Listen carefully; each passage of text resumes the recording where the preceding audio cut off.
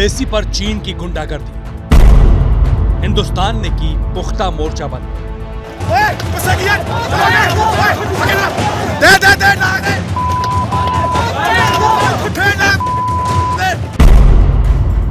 Dragon ने LAC पर आंख दिखाई, भारत ने कूटनीति अपनाई।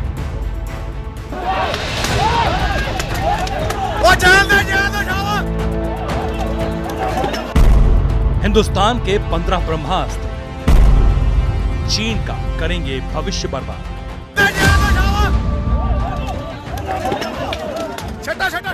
LAC पर चीन ने घुसपैठ की हिमाकत की तो हिंदुस्तान के शूरवीरों ने एक बार फिर उसकी हेकड़ी निकाली।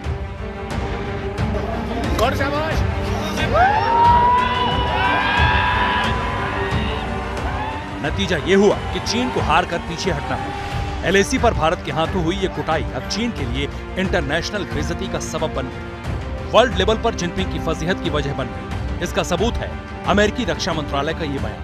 And it's important to point out the growing trend by the PRC to assert itself and to be provocative in areas directed towards U.S. allies and our partners in the Indo-Pacific.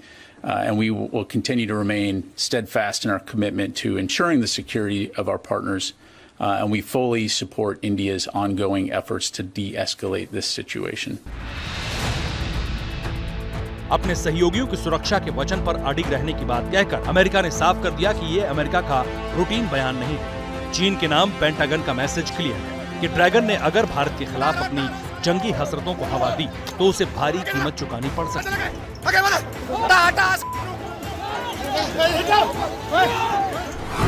इसमें कोई दो राय नहीं कि dragon धोखेबाज है। जमीनखोरी की लत के चलते वो समय समय पर अपने पड़ोसियों से उलझता रहता है। दुनिया के 14 देश चीन के साथ सीमा साझा करते हैं और इनमें से हर देश के साथ चीन का सीमा विवाद है। भारत भी उन्हीं में से एक है।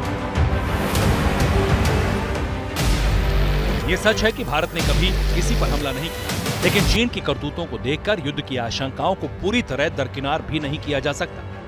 सवाल ये है, खुदा न खास्ता अगर भारत और चीन के बीच युद्ध होता है तो वो कौन कौन से मुल्क होंगे जो भारत का साथ देंगे और दगाबाज चीन को किसका साथ देंगे। इसे इस तरह से समझते हैं।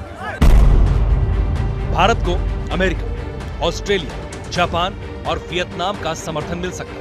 फ्रांस समेत दूसरे कई यूरोपीय देशों के अलावा इजराइल भी भारत की मदद कर सकता है।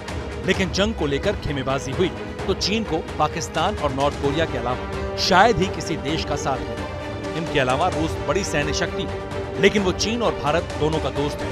अमेरिका से विरोध के चलते ईरान का झुकाव चीन की तरफ हो सकता है, लेकिन भारत के साथ भी उसके सदियों पुराने रिश्ते हैं। रही बात तुर्की की, तो कश्मीर के मुद्दे पर वो भारत का विरोध करता है, लेकिन नाटो का मेंबर भी है। इस लिहाज से उसका भी किसी खेमे में शामिल होना मुश्किल है। खेमेबाजी की ये इक्वेशन साफ बताती है कि चीन ने अगर भारत से टकराने की जुर्रत की तो उसे चारों तरफ से मार खाने के लिए तैयार रहना होगा।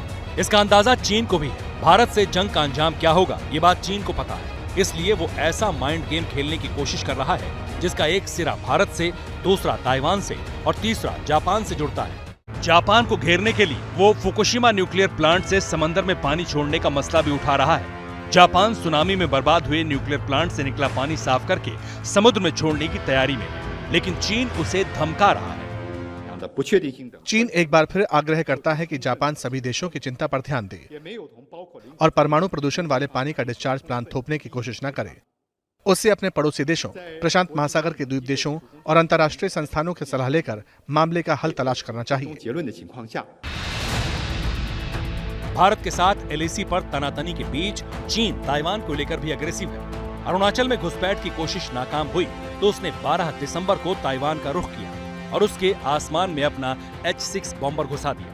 ये सिलसिला 24 घंटों तक जारी रहा और इस दौरान चीन के 18 H-6 बॉम्बर ने ताइवान के एयर डिफेंस जोन में उड़ान भरी। H-6 चीन का मेन बॉम्बर है जो परमाणु हमले में सक्षम है।